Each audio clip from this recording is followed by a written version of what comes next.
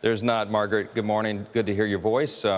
It's kind of quiet around here. It has been for the last several days, and it's very unfortunate because as we're talking, real people are being adversely affected around the country, and some in very substantial ways. I pray that more Democrats in the Senate will come to their senses and do the right thing. And when they have the next opportunity on Monday to vote to open the government, I surely hope that they will. Well, you did send your lawmakers home to their districts, which suggests we've got probably another week ahead of us of this shutdown. You mentioned the real world impact. Federal workers, including our military, would miss their first paychecks October 15th or 16th. How long should workers plan to be without that income? Well, the only person who can answer that question is your next guest, and that's Chuck Schumer, because the House did its job. The reason that House Republicans are home working in their districts, and I suspect House Democrats should be as well, is because we did that. We passed a bipartisan, very clean continuing resolution a couple of weeks back now and sent it to the Senate. It's very important to note what was in that. It was only 24 pages in length, Margaret, and it was a good faith effort to keep the government open for 7 more weeks so that Republicans and Democrats, in a bipartisan fashion, could work together to fund the government with the appropriations process. Chuck Schumer always voted for those in the past. In fact, he did it 13 times during the 4 years of the Biden administration.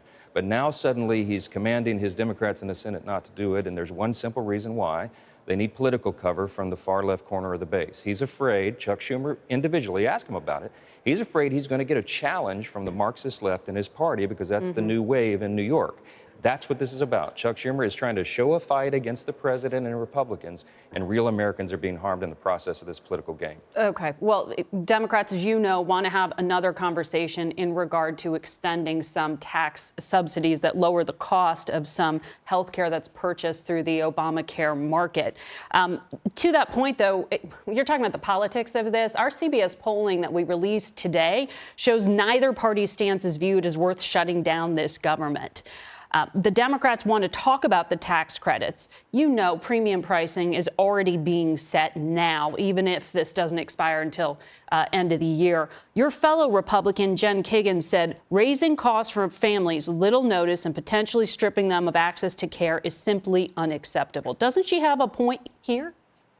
There's a lot of points to be made on that, and we're ready to talk about, negotiate, and do all of that.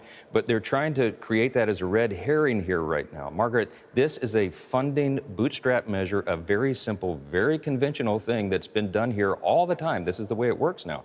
We need a little more time on the clock to finish the appropriations process. We have plenty of time to debate that very complicated issue. It's not a simple one.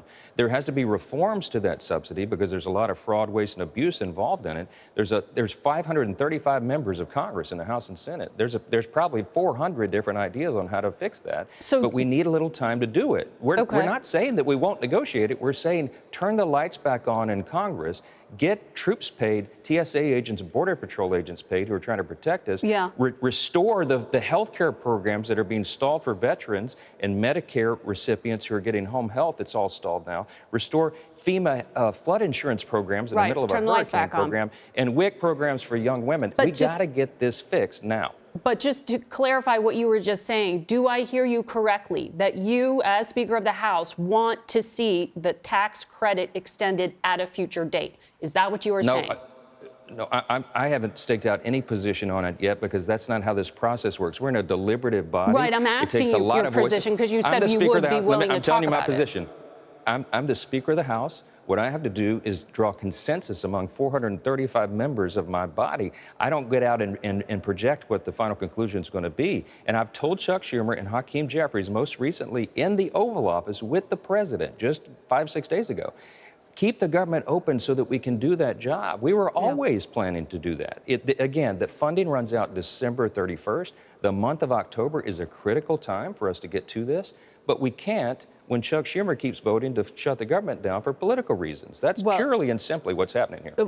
You believe you have time here, but our partner